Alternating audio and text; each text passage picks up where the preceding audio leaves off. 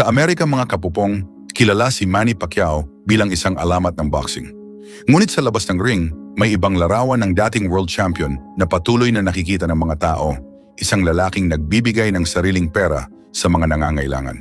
Sa isang video na inilathala sa Amerika, makikitang nilalapitan ni Pacquiao ang ilang taong nakatira sa lansangan at binibigyan sila. Para sa mga taong tumanggap ng pera, tila hindi inaasahan ang kanilang pagkikita sa isang sikat na boksingero. Walang boxing ring, walang laban, at walang championship belt. Isang simpleng pagtulong lamang sa mga taong nangangailangan. Ngunit hindi nagsimula sa Amerika ang kwento ng pagiging mapagbigay ni Pacquiao. Bago siya naging milyonaryo at isa sa pinakasikat na atleta sa mundo, nakaranas muna siya ng matinding kahirapan sa Pilipinas. Bata pa lamang siya nang matutong magsikap para mabuhay at makatulong sa kanyang pamilya. Sa huli, boxing ang naging daan niya upang makaahon sa kahirapan.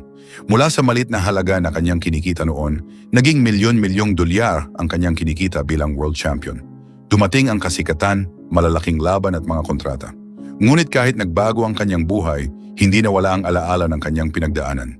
Sa isang ulat ng Los Angeles Times, matagal nang kilala si Pacquiao sa pagtulong sa mga taong lumalapit sa kanya para humingi ng pera. May mga pagkakataong tumutulong siya sa mga taong nangangailangan ng pera para sa kanilang gastusing medikal o iba pang mahahalagang pangangailangan. Ang kanyang sariling karanasan sa kahirapan ang isa sa mga dahilan kung bakit madali niyang nauunawaan ang kalagayan ng mga taong walang-wala.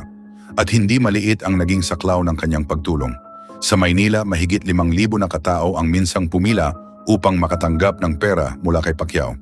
Ayon sa ESPN, bawat isa ay nakatanggap ng tigi 1,000. Para sa isang taong milyonaryo, maaaring maliit lamang ang halaga na ito. Ngunit para sa isang pamilyang kapos sa pagkain, gamot o pang-araw-araw na pangangailangan, malaking tulong ito.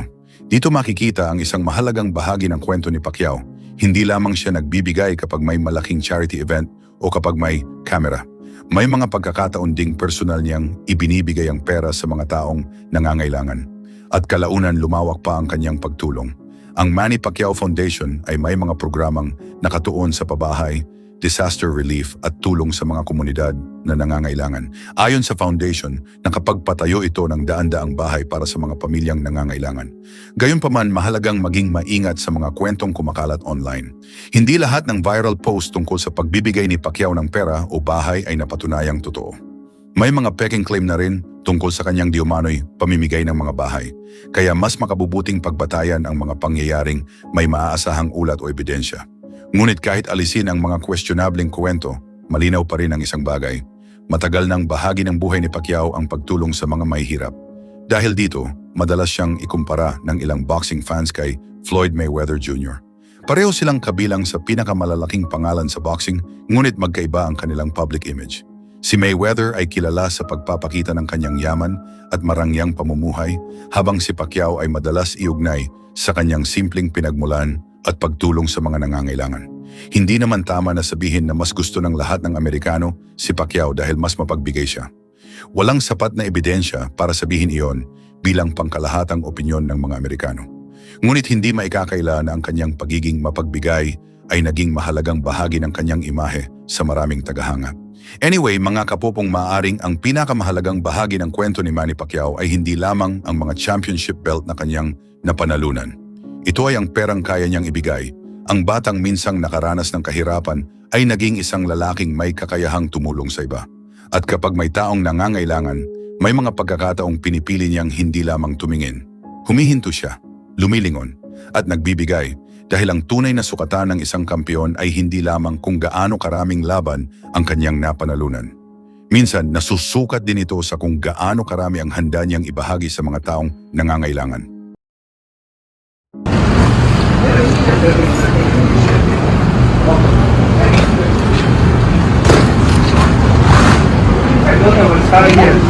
Got to work? Just cut it. Here, she won't tell us here? Really? Okay. That's one nice to meet you.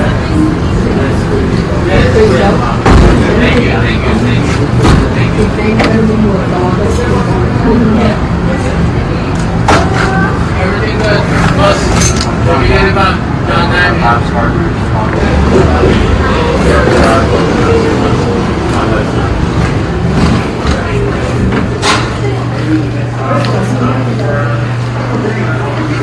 Can I get one picture for Kyle, please? Thank you so much. Who's going to Royal? Congratulations. Also, make sure that If we need anything longer in Chicago, we just let us know. We live about a mile down the street, right across from the beam. Thank you so much. You have a great day. Anything you need. Grateful for everything. Thank you. Thank you. Thank you so much. Okay guys, we're in Target in Chicago. Namimili po kami ng panggamit ng aking anak si Queenie sa kanyang sa kanyang titirahan dito sa Chicago. Nakumpleto namin yung gamit niya.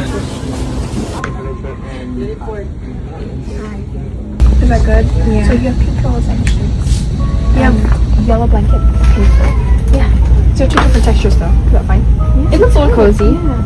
Okay, let me in. What else? Bathroom it is. Bath. Of course. Yeah, bath is that way. Okay, let's go bath and then food. This is cute. Yeah? Balik na lang na siya Ang asawa ko napagod itutulak na lang daw siya, sasakay na lang siya. Sasakay na lang siya. Sasakay. Ayun, pumangga. Ayun, pumangga. Napagod sa kalalakad, sakay na lang ng cart. Ang lakas mo maghamon na maglakad, tapos napagod ka rin. Ang lakas mo maghamon na maglakad, tapos napagod ka rin.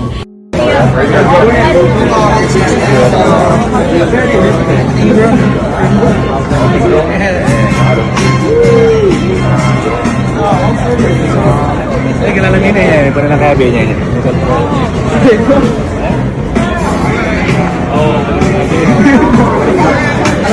I don't want to bother him. No, he's okay.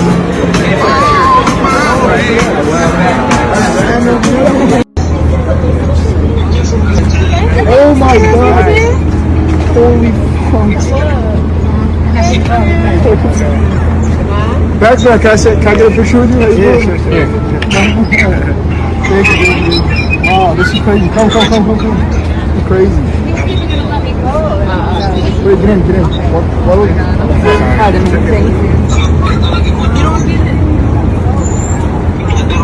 God bless. Cool stuff. Thank you. Thank you. Come here. Hop the fence.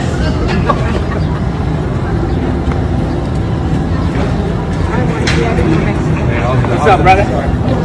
Good, man. Oh yeah, sure. Here. Cool, man. All together. Take her again.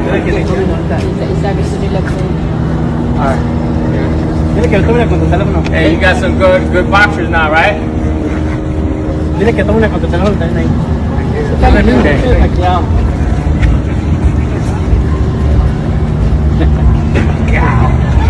are you guys from? Mexico. There you go. Come on, man. Thank you, sir. Thank you. We follow you, though, man. Thank you. His wife. Here. Where's the son at? My son wants to see you. Here. So much. Where's the son? Okay, my son wants to see you. Thanks a lot. Guys working kitchen? Yeah. Thank you. Again, man. My son is the first Get a time. chance, man. Step on by. Oh, there you go. How's the service? Good. Yeah, good. Thank you. Yeah, that's my boy. Look. Thank you, man. Appreciate you. He's in India? Huh? He's in India. No, he's here in Chicago. He's my son. Oh, okay. Yeah. Thank you. Appreciate you, man.